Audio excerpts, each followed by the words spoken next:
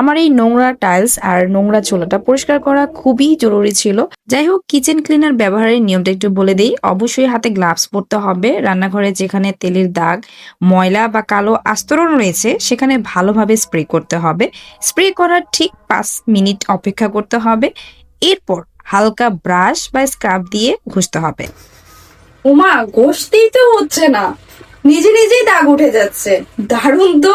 এরপর পরিষ্কার কাপড় বা পানি দিয়ে মুছে ফেললেই কিচেন হবে একদম চকচকে। জাস্ট একবার দেখুন আগে কি ছিল আর এখন কি হয়েছে, এত সুন্দর চকচকে পরিষ্কার হয়েছে। আর টাইলস ক্লিনার ব্যবহারের নিয়ম হচ্ছে, প্রথমে হাতে গ্লাভস পরতে হবে, বোতলের মুখ হালকা ছিদ্র করে টাইলসের দাগযুক্ত স্থানে পরিমাণ মতো লিকুইড দিতে হবে। এরপর জাস্ট দেখেন চমক, আগে কি ছিল আর এখন কি সুন্দর পরিষ্কার হয়েছে। সবকিছু মিলে আমি তো সো হ্যাপি। আমি তো ব্যবহার করে দেখলাম 100% কাজ করে। আপনারাও নিতে পারেন, ফ্যামিলির জন্য হলে একদম নিশ্চিন্তে অর্ডার করে ফেলুন এখনই। ফুল ক্যাশ অন ডেলিভারিতে 100% গ্যারান্টি সহ আন্নোর শপ থেকে।